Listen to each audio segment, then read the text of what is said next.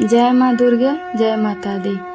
तो नवरात्रि के दूसरे दिन माँ का स्वरूप माँ ब्रह्मचारिणी का पूजन होता है।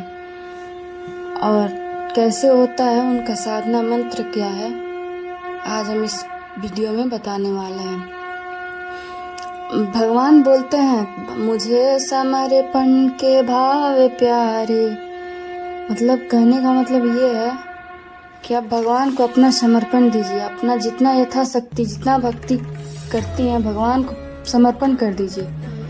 भगवान आप पे हमेशा खुश रहेंगे। माँ ब्रह्मचारिणी के रूप में सर्वव्यापी ब्रह्मांडीय चेतना का दूसरा स्वरूप नवरात्रि के दूसरे दिन भक्तों को आशीष देता है।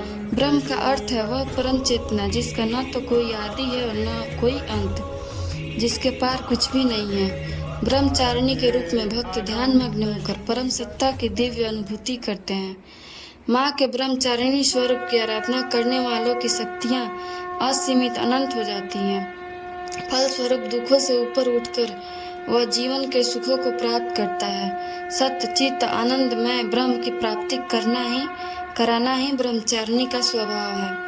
पूरे चंद्रमा के समान निर्मल, कांतिमय और भव्य रूप में दो भुजाओं वाली ब्रह्मचारिणी कौमारी शक्ति का स्थान योगियों ने स्वाधिष्ठान चक्र में बताया है।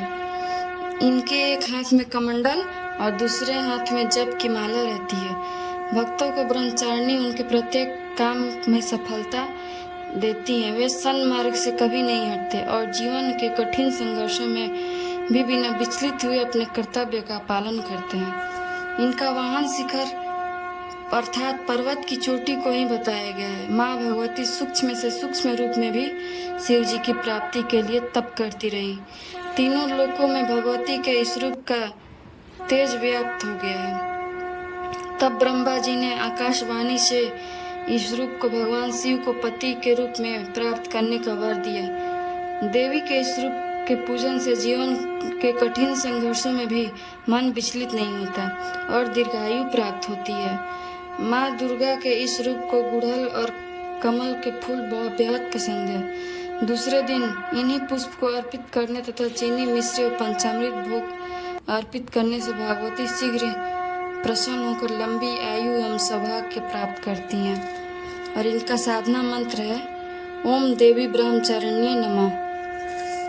तो आज इतना ही। तब तक के लिए जय माँ दुर्गे, जय माता दी।